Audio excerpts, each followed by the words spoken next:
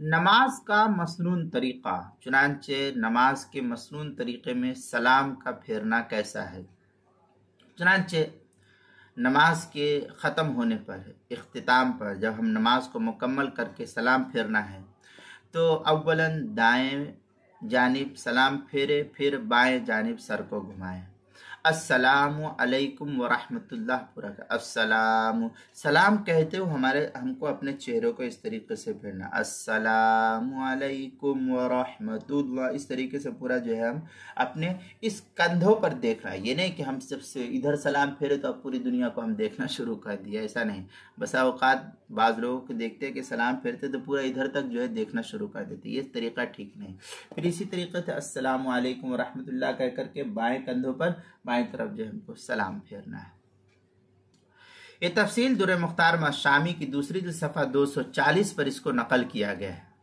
Number 2, सलाम फेरते वक्त गर्दन को इतना मोड़ना कि पीछे से रुखसार दिखाई दे। जब हम इस तरीके से मुड़ जाए तो पीछे वाले जो हमारे इस गाल को देख लिया, इधर मुड़े तो इधर वाले जो है ये गाल को देख लिया, इतना जो है हमको रुखसार दिखाई दे, इस तरीके से सलाम फेरे। ये तफसील दुर मुख्तार शामी की दूसरी सफ़ा 239 पर इसको नकल किया गया है। नंबर 3, चेहरा घुमाते वक्त नज़र कंधों पर रहनी चाहिए। जैसा कि मैंने अभी बताया कि नज़र जो हमारी कंधों पर होनी चाहिए, पूरी सफ़ को नहीं देखना चाहिए। ये तफसील दुर मुख्तार शामी की जो ज़करिया बुक डिपो देवबंद का हिंदी नुस्खा है उसकी दूसरी सफ़ा 175 पर इसको नकल किया गया है। नंबर 3, सलाम फेरते वक्त दाएं बाएं नमाज में शरीक मलाइका और जिन्नात इंसान सबको सलाम करने की नीयत का दिल में इरादा रखे। ज़ुबान से नहीं कहना बल्कि दिल ही दिल में ये इरादा रखना है कि अल्लाह मैं सलाम फेरता हूँ, इसमें जो शरीक मलाइका जिन्नात इंसान सब है, सब की मैं नियत करता हूँ, सिर्फ दिल में ये इरादा रखे। ये तफसील दुर मुख्तार शामी की जो ज़करिया बुक डिपो देवबंद का हिंदी नुस्खा उसकी दूसरी सफ़ा 242 पर इसको नकल किया गया है।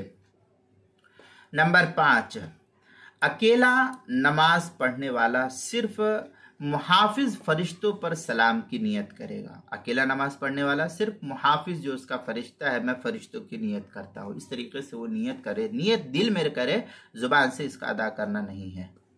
ये तफसील दुर मुख्तार शामी जो ज़करिया बुक डिपो देवबंद का हिंदी नुस्खा उसकी दूसरी जिल्द सफ़ा 246 पर इसको नकल किया गया है।